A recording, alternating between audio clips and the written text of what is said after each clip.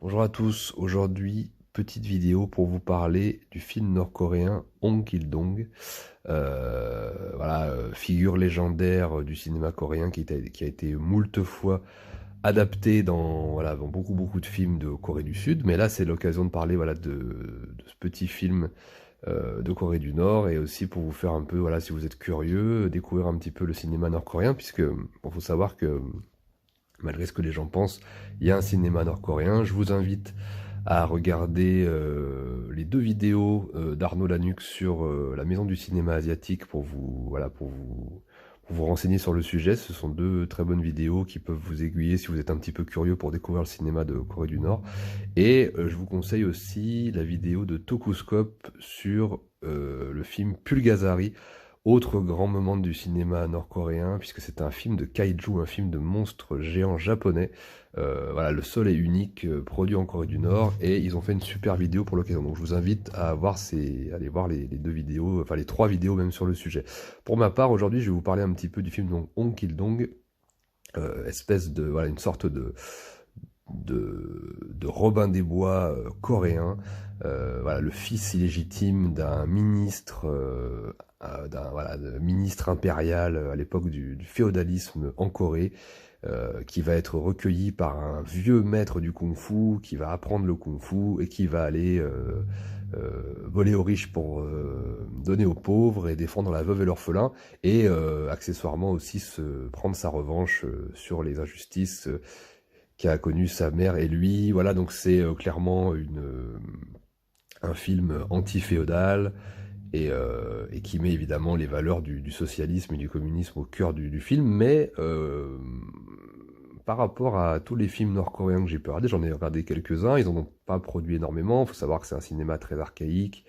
En gros, on a l'impression à chaque fois, même si ce sont des films des années 80, 90, 2000, de voir des films des années 60, 50, 70. Enfin, ils ont toujours, ils utilisent du matériel très vieux, donc ils produisent assez peu de films. Et ils peuvent pas évidemment, comme vous pouvez le deviner, explorer tous les sujets.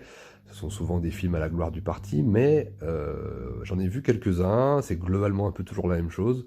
Si vous êtes curieux, moi je suis quelqu'un de très curieux, j'aime bien un peu tout explorer.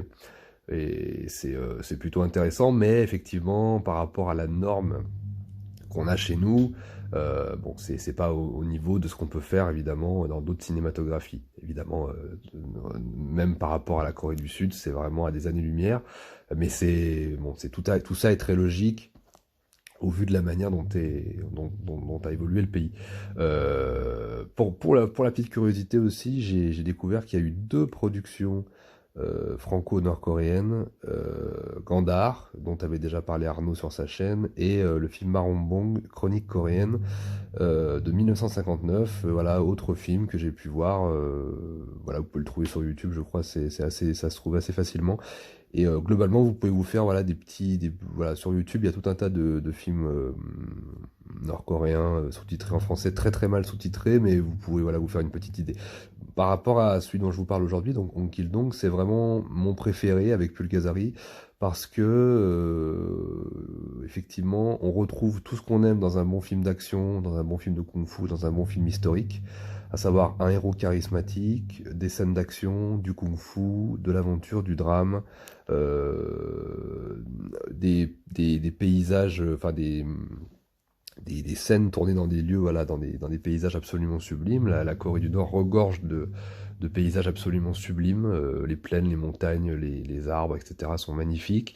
Il y a parfois de très beaux plans, magnifiques plans, notamment la scène où Hong Kil-dong joue de la flûte au clair de lune. Voilà, il y a une très très belle scène comme ça. Il y a deux, trois belles scènes.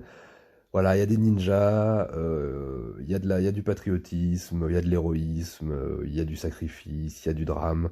Alors par rapport à la norme nord-coréenne, c'est le haut du panier, mais effectivement, le haut du panier, pour eux, c'est un film moyen pour nous, enfin, surtout par rapport au cinéma de kung-fu. Les Hongkongais en 86, donc le film est sorti en 86, avaient déjà fait des milliards de chefs-d'œuvre dans le genre et avaient poussé le genre évidemment beaucoup plus haut.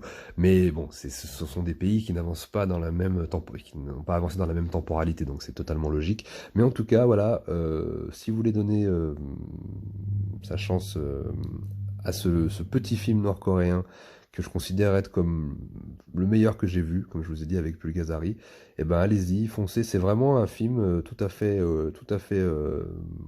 cool. Et si vous aimez voilà, le kung-fu, les héros et les films un peu épiques et les films d'aventure, eh bien ce petit Hong Kil-dong devrait vous plaire. Donc n'hésitez pas, je vous mettrai le lien sous la vidéo parce que voilà, le film est disponible sur YouTube. Voilà, en tout cas, je vous souhaite une très bonne journée, je vous embrasse et je vous dis à bientôt. Bye.